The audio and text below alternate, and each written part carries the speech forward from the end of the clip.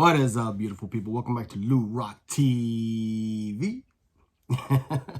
And today, I don't know if you could tell, but I'm recovering from being so sick. I haven't been this sick, I don't know, in years. I've been sick for like the last 4 or 5 days. So apologies to a lot of my homies and friends that I was planning to do live streams with, interviews with, but I am on the mend and probably do those things soon. But if I was gonna get sick, which blindsided me, I hate being sick. Like I said, I haven't been this sick in years. I'm glad I got sick now because I will be in Boston this weekend. That's right, Boston, baby, in Fenway, but not for baseball. I'm gonna be there for the Morgan Wallen concert, so I'm super stoked for that. So hopefully there's some card shops up there. It's gonna be fun, but I had to get some content out. I wanted the reason I'm doing this video is I was going through my Hall of Fame box, transferring like my Fred McGriffs to the Hall of Fame box. So from my non-Hall of Fame to my Hall of Fame, everyone, organizes and categorizes differently, but that's how I have a Hall of Fame. And my non-Hall of Fame box is just people who I think have a shot or I believe should be in. Some Donnie Baseballs are in there. A lot of the steroid guys are in there. My Canseco's, Bonds, Sheffields, Palmeiros, Dick Allen, Cobra. People of that ilk are in my non-Hall of Fame box. Sammy Sosa, gotta say Sammy. Baseball been very, very good to me. So I was doing that and I realized there's a lot of great cards in my non-Hall of Fame box. And, I don't show them as much as I should. And a lot of those cards are from my childhood. There's a generation of baseball, an era of baseball that's being, I don't want to say ignored, but yeah, I'll say it. It's being ignored because people recognize it. It's in the record books. They know the numbers, but they're refusing to acknowledge it, and it drives me bananas. So people already know my displays. I got a steroid wing in the man cave. I just don't. It's just frustrating. That's another tangent. But the point of this video is top 10 non-Hall of Fame cards in my collection. And it was very tough. Happy to say I got top 10. So without further ado, let me just show you what I got. These are the people who didn't make it. Love that Steve Garvey. 86 Topps is just so freaking good, man. This Topps traded. It's not even Topps. Look at that. Look at that beautiful back. Look at those clear backs. Boom, boom. So sick. Who is this? Oh, Chef. Love this card because I remember reading the story of Upper Deck deciding who's going to be the #1 card, Griffey or Chef. Who's going to be #1, Chef or Griffey? They went with the right one. Even though Chef had a beautiful career, 500 home run, murdered the ball every time he came up to bat. Very feared hitter. Love Sheffield. Always love Sheffield. Tampa guy too. All right. So in no particular order, I'll probably set the last 3 because I love those 3 cards at the end. Let me just do a little something for my boy, John Mangini, the Cobra. There we go. 1974 Topps. 7-time All-Star, NL MVP, baby. Look at this card. So shiny. And by shiny, I mean all this glare. 3 Gold Gloves, 2 batting titles, a couple Silver Sluggers. Silver Sluggers. Forgive me. I still got a sick brain. Love this card. He'll be in. I mean, I'm tired of saying he'll be in, and he hasn't gotten in. It's so frustrating. Sorry about that. Couldn't stop coughing. But next is this beautiful 1981 Fleer. Yeah, I said it. Fleer. Fernando Venezuela. This guy changed the culture. I don't think he has enough to sneak in. 2,000 strikeouts, like 170 wins. Cy Young, Rookie of the Year. But man, the stories my father and my grandfather told me about when he was coming up, Fernando Mania, nothing like it. Nothing like it, they said. And of course, you know, all I have to go back is documentaries and what I read, but I wish I was there for that time. But man, phenomenal stuff. All right. Now, speaking of a phenomenal time, for me, the greatest time in baseball was, I was enlisted in the Army at that time, so I was in basic training, but I was able to come back just in time for the summer of '98. And man, this card was the chase. It was the card to get. And never had it as a kid. I had it, when I was in college. But man, Tops 85401 here. Love this card. And I thought, just because of the hypocrisy, Silic is in the Hall of Fame. Damn, Bud, he's in there. And he pretty much made his career on that summer of '98. He allowed it, man. It was great for baseball. Brought baseball back. So I thought, Sammy, McGuire, Palmeiro. Palmeiro's numbers are just stupid. 500 home runs, 3,000 hits. Phenomenal numbers. I thought they were going to get in. Bonds still might have, because his numbers are just bananas. But after that last era committee vote, and none of them getting the minimum, 4 votes? I'm a little worried that those guys are just going to stay in my non-Hall of Fame box. All right, when you speak of one batch brother, you got to speak of the other one. And this was the rookie card to get. This 86 Donruss, Jose Canseco, rated rookie. Love this card, man. First guy, 40-40. The Cuban sensation. Just, I didn't think this guy could do no wrong. I was so wrong about that. But you know what I mean. This guy could do anything on a baseball field. And he has one of the funniest plays of all time. I mean, how you track a ball and let it bounce off your head for a home run? It's just, I don't know. That's just me. All right.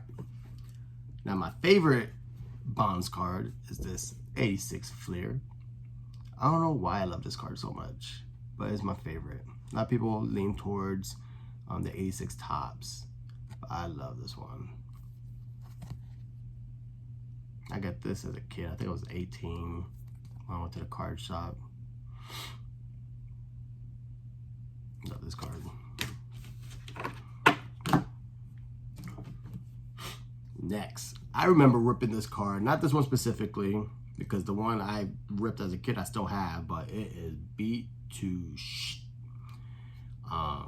So I had to get a nicer one, and I found a real nice one. And I remember, this is how I fell in love with Gary Sheffield. I didn't know who this cat was when I ripped it, but I saw a future star. Young, impressionable mind I was. And, 500 home run hitter, love this guy. Murdered the freaking ball. Him, Albert Bell, Jose Canseco. I mean, people talk about Stanton, and he could crush the ball, but I don't know. I don't even think these cats just they just look like they wanted to beat the out of the ball, man. Just beautiful. Yeah, I love this card. My man still got the braces on there. Bananas. I say what card it was, 89 tops. Alright. I got 4 left. And this card, man, I was chasing this card forever as a kid. I think everyone was. People still love this card. And when the grading, you know, when the pandemic went down and people were stuck at home and grading everything and, you know, sending in their base cards and trying to get 10s on all their base. This card was like $300-400, I think. Bananas. It's like a $3 card, but everyone wanted it. 90 score, baby. Everyone had this poster, man. I didn't, but I wanted it. Man, what a card. So sick. I was like, he's wearing football pads and a baseball card. That's dope. I gotta talk to Hitman. I wonder if he has a PC. That cat has a PC for everything. I wonder if he has a PC of ball players in other sports. Because I remember as a kid, like Tom Glavine had a Pinnacle where he was playing hockey. I know, was it Kenny Rogers? No, it was Nolan Ryan. He's throwing a football. This gotta be in there, right? Baseball player with football pads. That's dope. I've been telling Hitman to do a video of his the man of 1,000 PCs. That's his AKA, the man of 1,000 PCs, Hitman. All right, let's get down to the nitty gritty. All right, speaking of Hitman, yeah, you talk non-Hall of Fame, the travesty that is. But Hitman was in my man cave when we had the little get-together at my house after a card show. And he was looking around and he saw this card in my display and he knew immediately. He's like, bro, you got Tiffany? I'm like, yeah. He's like, I didn't know you had Tiffany. I'm like, I do. It's one of my best finds. I found it at a flea market. At the time, you know, the price was good for 1984 tops. And he had it in a case like this. And he says, not complete set of 84 tops. I'm like, all right, cool. I mean, I don't need this set. I'm not a set collector. But I like that Donnie baseball on top. And he wouldn't let me get it out, which I was a little taken back on. Like, you don't want me to take it out? He's like, I don't want you messing up the card. So I was like, red flag. But the price was so good. I think he had $23 on for a non-complete set of tops. I'm like, shoot, the Donnie baseball is at least half of that. This was years ago at a flea market. And I'm like, all right, whatever, bro. I'll give you $18 for it. I got cash. Like, I'm gonna pay credit card for $18. And he's like, all right. So he gave it to me. I was still a little upset that I'm like, man, maybe I got ripped off. But yeah, I mean, I've taken it to, I took it home, took them out, and I'm like, man, these are beautiful. I'm like, these ain't tops, these are Tiffany's.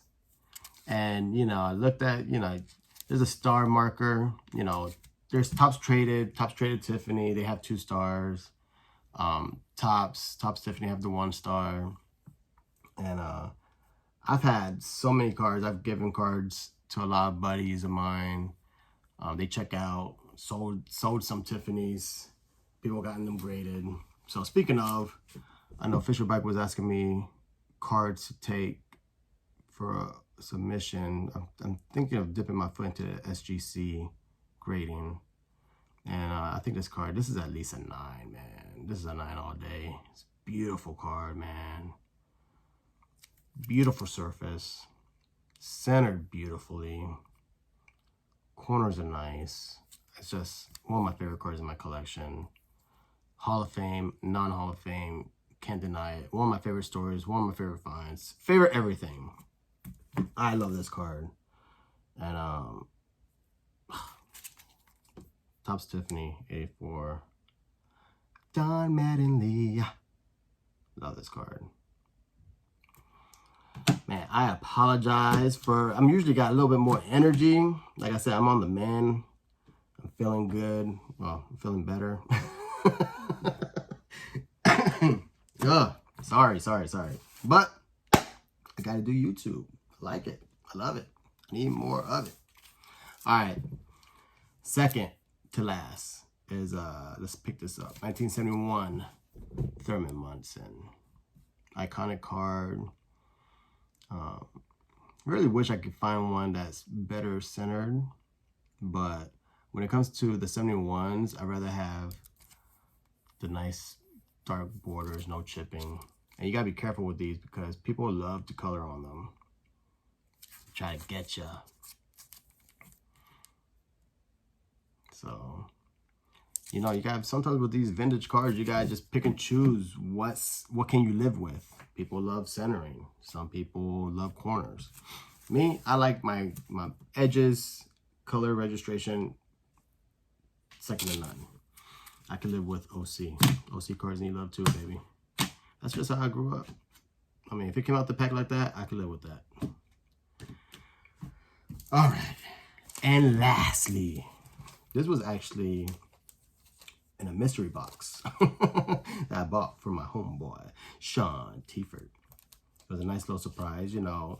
I don't think he's done a mystery box in a long time, in years actually. Haven't seen people purchase any mystery boxes or anything like that. I need to get with him, see if he's still doing that. But he knows all the mystery box was, he's like, he had tiers, 100, 200, 300, 400. I usually shoot him $200. Bro, surprise me. And in one of those boxes, you know, this wasn't the most expensive card, but it was one of my favorite cards. He sent me a 1955 Bowman, Elston Howard, in a 5. And I was stoked. Beautiful, beautiful card. Should be in the Hall of Fame just for... I'm back. Sorry about that. But just for historical significance, he should be in there, man. Just a phenomenal player. First black player for the Yankees. First black player to win AL MVP. Numbers would be so much better, but he was stuck behind Yogi Berra. Yogi was the mainstay there. He was the name. And just a phenomenal player, man. Love Elston Howard. All right, beautiful people. I hope this video made sense. Again, I apologize for my down energy. Is that a word? Is that a phrase? But I will be better next time. But with that, peace out. Go Yankees.